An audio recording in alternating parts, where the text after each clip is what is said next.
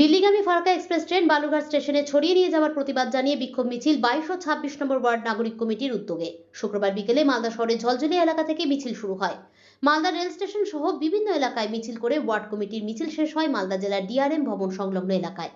মিছিলে পা মেলান ইংরেজবাজার পৌরসভার চেয়ারম্যান কৃষ্ণেন্দু নারায়ণ চৌধুরী, 22 নম্বর ওয়ার্ড কাউন্সিলর বাবলা সরকার, 26 নম্বর ওয়ার্ড কাউন্সিলর গৌতম দাস সহ ওয়ার্ড কমিটির অন্যান্য সদস্যরা।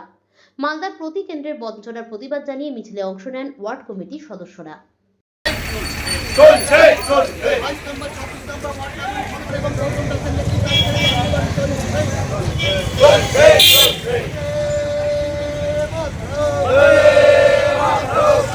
কাছে আমরা এই কপি পাঠিয়েছি, যে কপি আমরা দিয়েছি আমরা এখন এই কাউন্সিলর উপস্থিত আছেন বাবলাদা, আমাদের সকলে এসে সঙ্গ দিয়েছেন এবং এই এলাকা সাধারণ মানুষের যে সমস্যা, মালদা জেলার যে সমস্যা, ওয়ার্ডের পক্ষ থেকে নাগরিকরা আমরা এখানে রেল কর্মচারী বসবাস করে যারা রেলে চাকরি করে তাদের ছেলেমেয়েরা এখানকার central school, rail school, Hindi school, Bangla স্কুলে পড়াশোনা করে। হঠাৎ করে বালুরঘাটের সাংসদ একটা চক্রান্ত করে এখানকার দীর্ঘদিনের ঐতিহ্যবাহী এই ট্রেন, যে ট্রেনটা মালদা ডিভিশনের ট্রেন এবং মালদা ডিভিশনের ইনকাম এই ট্রেনের মধ্যে যোগ হয় এই ট্রেনের বিক্রির মাধ্যমে, এবং তাতে মালদা ডিভিশন একটা বড় উচ্চ র্যাঙ্কের ডিভিশন পরিণত হয় এবং এখানকার ডিআরএমের এখানকার সম্মানও বাড়ে। হঠাৎ করে এই ট্রেনটাকে ইলেকশনের চমক দিয়ে বালুরঘাট নিয়ে যাওয়ার যে চক্রান্ত, তার প্রতিবাদে আমরা এখানকার নাগরিক ব্যবসায়ীরা, আমরা দুই ওয়ার্ডের কাউন্সিলর, আমাদের চেয়ারম্যানও ছিলেন, আমরা একটা ইতিমধ্যে লিখিত আমরা রেলওয়ে বোর্ড, জিএম এবং ডিভিশন রেল ম্যানেজারকে লিখেছি।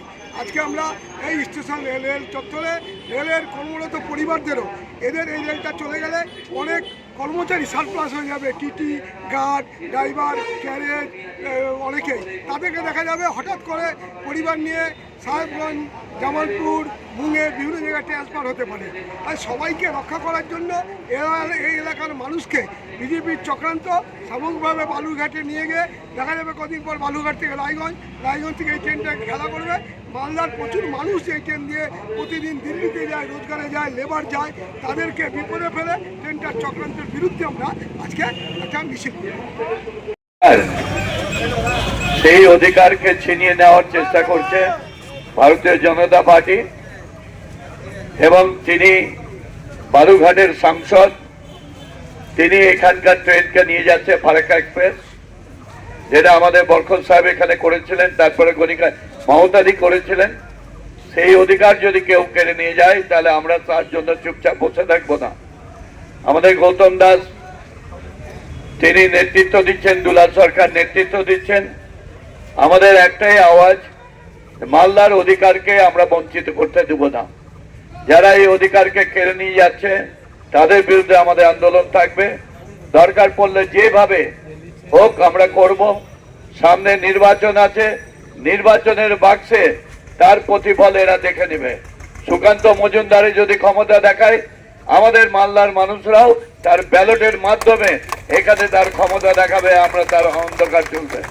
সবাইকে বলবো আগামী দিনে আরো বৃহত্তর আন্দোলন হবে।